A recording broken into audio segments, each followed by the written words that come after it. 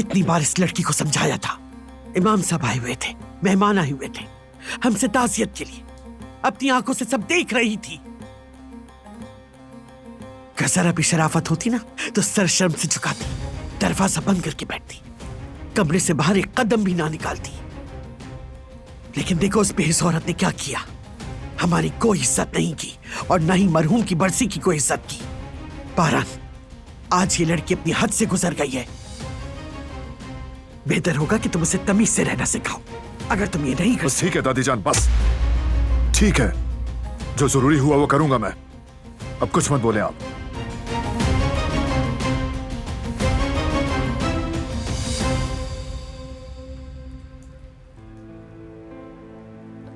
उनका दिल पत्थर का है, बस इंतकाम लेना है उन्हें, उसके अलावा कोई परवाह नहीं, किसी की भी नहीं।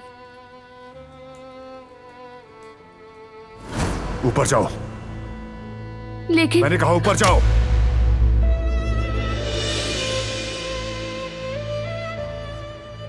जाओ।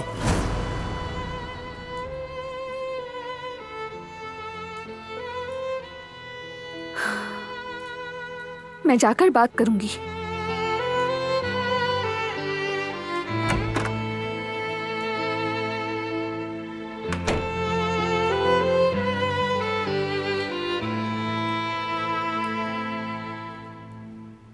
आजाद साहिबा ने नाइंसाफी की है, सिर्फ मेरे साथ ही नहीं, जिहान के साथ भी। आइंदा कभी तुम इस घर के रस्म रिवाज को तोड़ने की कोशिश मत करना। चाहे नीयत कितनी भी अच्छी हो, तुम्हारा किया सब कुछ बेकार और बेमानी है। तुम्हारे दिए गए गम को कोई नहीं भुला सकता। तुम देख नहीं रहे हो क्या? क्या? आजाद साहिबा ने क्या किया है। उनका तुम्हारी अम्मी की बरसी से कोई ताल्लुक नहीं और ना ही उनको याद करने से कोई ताल्लुक है। उनको तो सिर्फ गुस्सा निकालना है। वो बस इंतकाम को जिंदा रखना चाहती हैं। उनका तो मकसद सिर्फ हमारे जख्मों को फिर से हरा करना है। वो सिर्फ अपने अमल से उस मासूम और जवान बच्चे के दिल को झंझोड़ना चाहती हैं, वो भी उसकी ख्वाहिशात की परवाह किए बगैर। हमारा गम है ये, हमारे ही जख्म हरे हैं ना। तुम्हें तो नहीं मिलेगा ना कोई रिगार्ड इस पर। पिछले 17 सालों से ही हमारे दिलों से कतरा कतरा खून रिस रहा है। कोई हमसे शिकवा नहीं कर सकता। ये तुम्हारी सच्चाई होगी, लेकिन जिहान का क्या? तुम्हें अंदाजा भी है पिछले 17 सालों से उसने अपने कंधों पर कितना बोझ उठाया है? उसने कभी अपनी जिंदगी में अपनी बर्थडे सेलिब्रेट नहीं की। अपनी माँ की मौत का बोझ खुद उठाया हुआ है। जहान ने भी आज तक कोई एतराज नहीं किया। तुम अपनी फिक्र करो, हमारी फिक्र छोड़ दो। क्या तुमने कभी उससे पूछा है, कभी उससे सवाल किया है कि वो क्या महसूस करता है, वो क्या चाहता है, कैसा बोझ महसूस करता है? कभी पूछा है?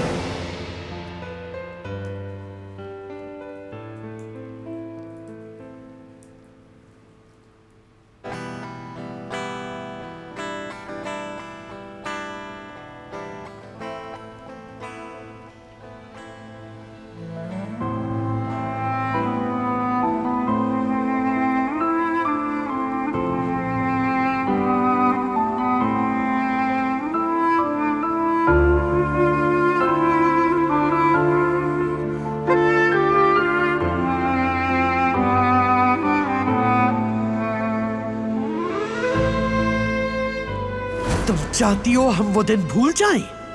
वो दिन जब तुम्हारे बाप ने मेरी बहू को मारा था, मेरे बेटे को मोहताज बनाया था। मैं तुम जानबूझकर कर रही हो नहीं सब?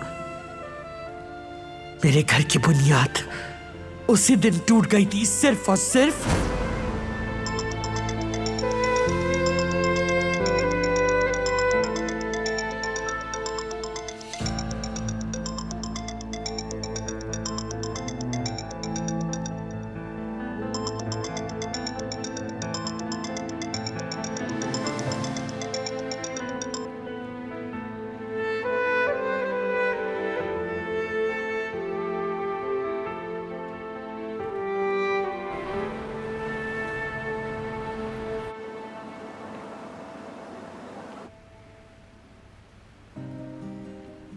ज़मरुद, तुम अभी फ्री हो क्या? बाबा,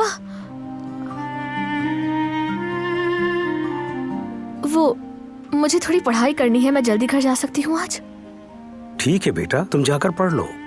सुनो, देर हो गई है, मैं छोड़ देता हूँ तुम्हें घर तक। नहीं नहीं, इसकी जरूरत नहीं, वैसे भी हमारा घर करीब में ही है, मैं चली जाऊंगी।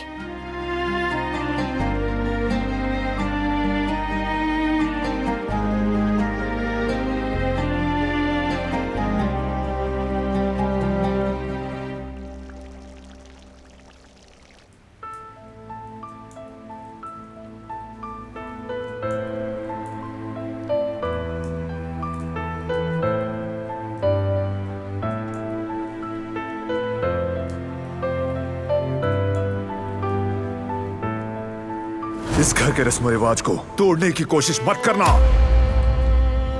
चाहे नीयत कितनी भी अच्छी हो। तुम्हारा किया सब कुछ बेकार और बेमानी है।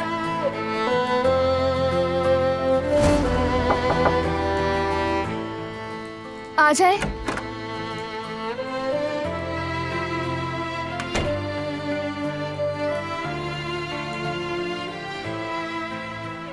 भाई नहीं है क्या? नहीं, शायद वो स्टडी रूम में है, काम होगा। तुम कैसे हो, ठीक तो हो ना? हाँ ठीक हूँ।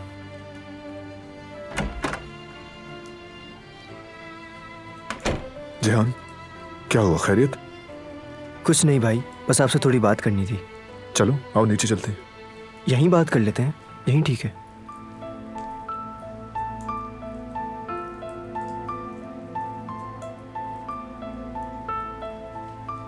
इन्होंने जो भी किया, आप इन पर गुस्सा मत कीजिएगा भाई। इन्होंने जो किया वो मेरी खुशी के लिए था बस। उससे अच्छा सरप्राइज हो भी नहीं सकता था। मेरे लिए तो क्या, किसी के लिए भी नहीं। इनका बहुत शुक्रिया।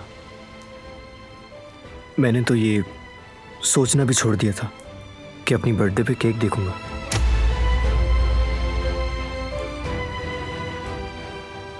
क्या तुमने कभी उससे पूछा है, कभी उससे सवाल किया है कि वो क्या महसूस करता है, वो क्या चाहता है, कैसा बोझ महसूस करता है? कभी पूछा है?